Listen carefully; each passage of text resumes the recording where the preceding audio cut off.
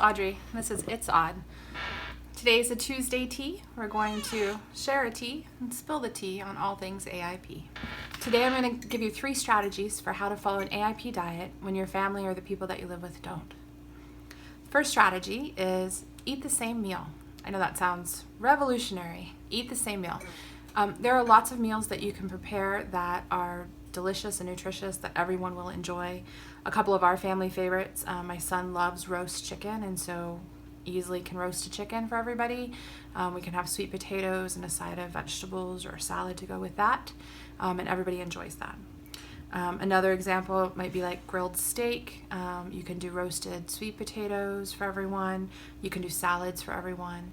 Or everyone can enjoy the same soups or stews, AIP soups or stews. I think I have a link to one on the site for the turkey kale one. That's a common one in our house. Everybody can enjoy that, and with AIP biscuits or breads if you want to share those.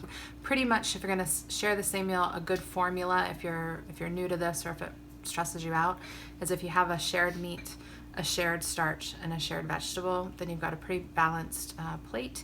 And if you just pick out of those categories what your kids or your family members will like, then you're good to go. The second is to have a slightly adapted meal. We do this a lot in our house. So we may be all eating the same thing, but I might tweak it just a little bit for myself or pull something out. So a good example might be taco night. We love tacos. It's a family favorite. We eat it at least 2 or 3 times a month. And so what I do, because our traditional taco recipe that my husband and my son like involves tomato sauce and some other things that I can't have, including some spices, is that I go ahead and brown all the meat together. So however much I'm going to brown all the meat together. I pull some of the meat out when it's brown and I put it in a smaller little pan. I season theirs just like we always have, and then for mine I season it slightly differently to enjoy. And then for the shells, my guys like the corn tortilla shells, which they can eat happily, so they do that. And then I just make cassava tortillas, which I'll do a video on. I'm going to do a bread series, and that'll be one of the things that I do a video on. So that's a great way. Another common one in our house is pizza. We eat that probably twice a month. And again, they like a tomato-based sauce. They like pepperoni, all things that I can't really do on the AIP diet, which is fine. I make an AIP-friendly pesto sauce, and then I often use some chicken that I will have prepped earlier in the week, slice it up, and I do it on my AIP flatbread. It's also going to be in the bread series. So I do an AIP flatbread, I put the pesto on, maybe a little bit of nutritional yeast and some chicken, and I have a beautiful pizza to go alongside theirs that I can eat and enjoy and not miss out on the family meal. Another breakfast for dinner, really easy one. We're actually going to do that tonight, and we might do pancakes. I don't partake in those personally, but we'll do bacon and they'll do sausage. I can either make AIP friendly sausages or just have bacon if I prefer that. And then they usually eat eggs as well, which I don't. So I often will make a bacon wrap, either with an AIP flatbread or with like a coconut wrap. They have those just made out of coconut. And then I'll have some fresh fruit, maybe like, I think tonight we're going to have strawberries sliced up with a little bit of coconut sugar on them.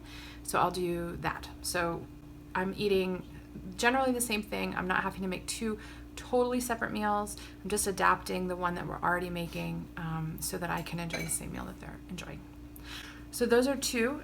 And then the last strategy you hear all the time is prep. I'm sorry, I'm just looking at my notes here. So prep. You have to prep if you're an AIP. It's kind of hard to be consistent with this way of eating if you don't do a little bit of prep.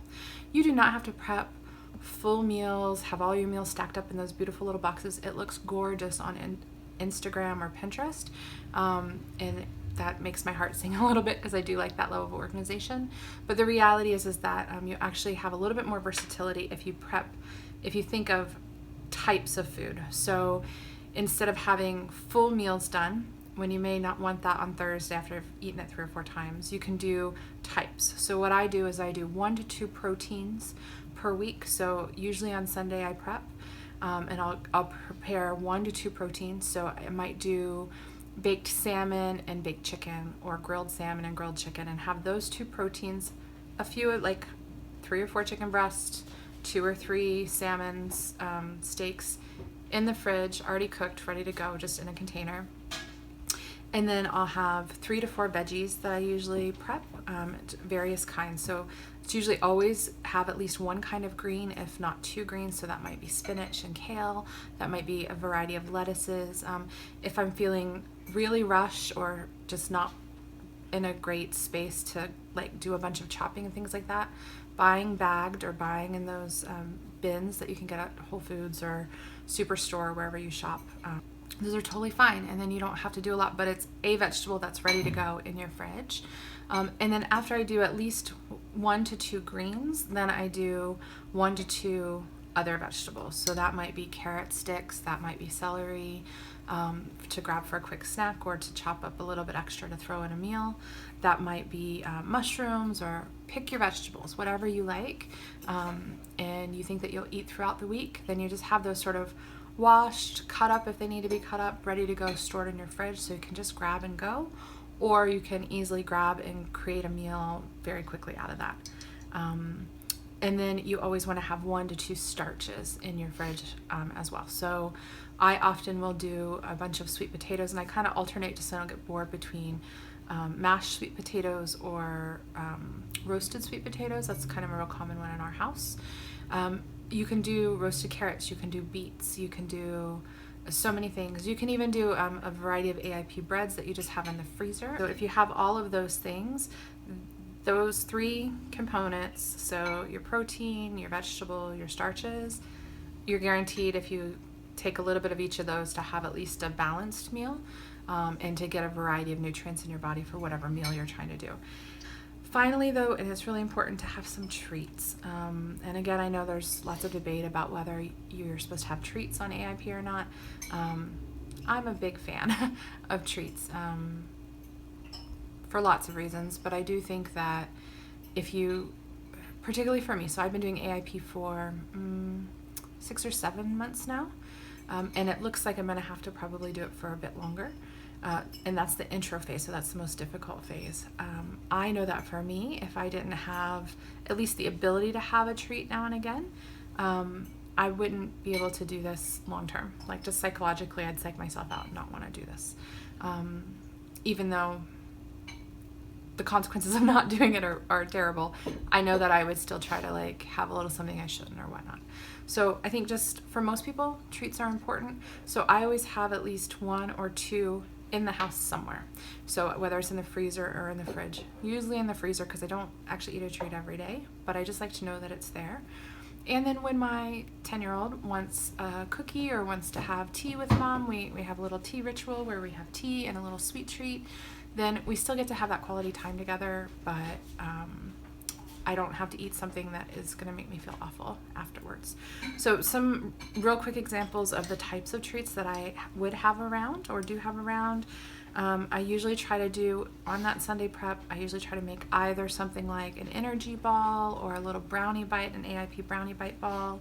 I might make like a fruit crisp depending on the season. I might do no-bake cookies, like AIP no-bake cookies. You make them with coconut and carob. They're delicious. Or there's always the go-to, particularly when it gets colder and in the winter time, we often will have hot cocoa, or hot carob. So it's just carob powder, a little bit of coconut sugar, some homemade coconut milk, or approved AIP approved coconut milk, and you just heat that up, and then you have a nice hot chocolate together with your family, or if you're out looking at Christmas lights or whatnot. So that's what I do. That's how I make AIP work with a family that doesn't eat AIP, and it's been going really well for the last 7 months. So I encourage you to try any of those strategies. If you have any questions about ideas for how to make your meals work within your family structure, just drop a comment below. I'm happy to give some input if you're struggling a little bit trying to figure that out.